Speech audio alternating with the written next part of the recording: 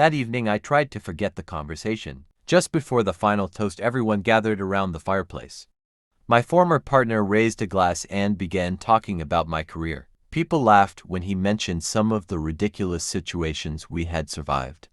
My wife stood beside me with tears in her eyes. Then Michael walked toward me. He was carrying two champagne glasses. He handed one to me. The second glass remained in his right hand. I thanked him. He smiled. Then something caught my attention. Michael looked toward the room. He looked at my wife. Then he looked at my former partner. Nobody was watching him. He leaned slightly toward my glass. His fingers moved quickly. Something disappeared into the champagne. It happened so fast that another person might never have noticed. But I had spent 40 years watching hands. I looked directly at him. He froze for half a second. Then he smiled again.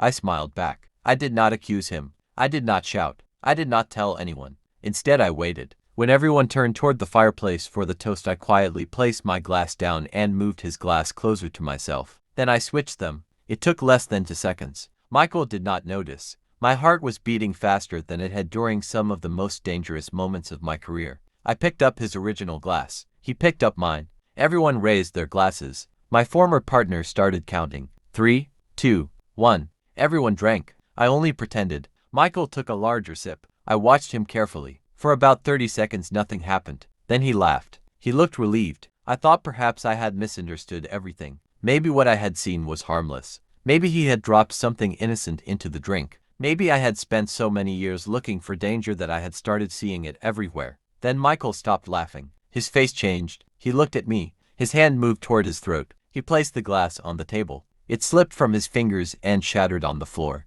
My wife screamed. Everyone rushed toward him. I stayed where I was for 1 second. Just 1 second. My name was no longer on a case file. Yet I had learned one final lesson. After 40 years of investigating strangers, I had discovered that sometimes the most dangerous secrets are not hiding in dark alleys. They are sitting at your own dinner table. I spent 40 years believing that the hardest part of being a detective was catching criminals. I was wrong.